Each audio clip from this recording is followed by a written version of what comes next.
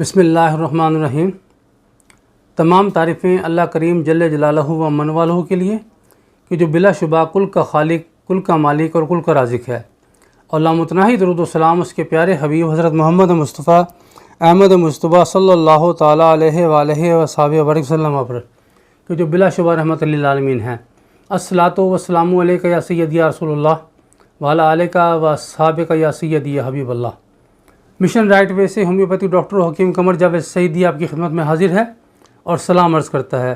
السلام علیکم ورحمۃ اللہ وبرکاتہ۔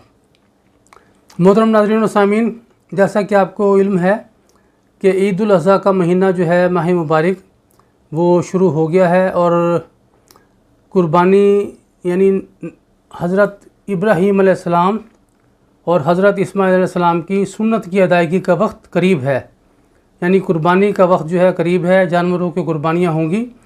تو ہم نے یہ جاننا ہے کہ قربانی آیا کیا ہے، تو اس کو جاننے کے لیے ہم نے ملک کے معروف مفتی جناب مولانا مفتی فرحان سعیدی صاحب کو اپنے اسٹوڈیو میں دعوت دی ہے۔ ہم ان سے گزارش کرتے ہیں کہ وہ ہمیں بتائیں کہ قربانی کیا ہے، قربانی کسے کہتے ہیں۔ جناب مفتی صاحب۔ قربانی کیا ہے، قربانی کی تعریف کیا ہے، قربانی کسے کہتے ہیں؟ تو قربانی ایک مخصوص عبادت کا نام ہے۔ عید الاضحیٰ کے دنوں میں اللہ تبارک و تعالیٰ کے قرب کو حاصل کرنے کے لیے مخصوص جانور کو ذبح کرنا، اس چیز کا نام قربانی ہے۔ قربانی ایک مشروع عمل ہے جو حضرت آدم علیہ السلام سے لے کر حضور نبی کریم علیہ السلام تک سب امتوں میں یہ قربانی رہی ہے۔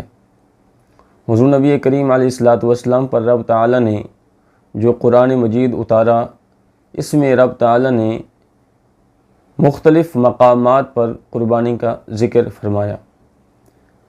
آخری پارے میں سورہ کوثر میں اللہ تبارک و تعالیٰ نے فرمایا فَصَلِّ لِرَبِّكَ وَانْحَرْ، اے محبوب علیہ السلام آپ نماز پڑھیں اور قربانی کیجیے۔ اسی طرح 17ویں پارے کے اندر اللہ تبارک و تعالیٰ نے فرمایا وَلِكُلِّ أُمَّةٍ جَعَلْنَا مَنْسَكًا لِيَذْكُرُوا اسْمَ اللَّهِ فِي أَيَّامٍ مَّعْلُومَاتٍ عَلَىٰ مَا رَزَقَهُم مِّن بَهِیمَةِ الْأَنْعَامِ۔ اور اسی طرح 8ویں پارے کے اندر بھی رب تعالیٰ نے فرمایا قُلْ إِنَّ صَلَاتِي وَنُسُكِي وَمَحْيَايَ وَمَمَاتِي لِلَّهِ رَبِّ الْعَالَمِينَ۔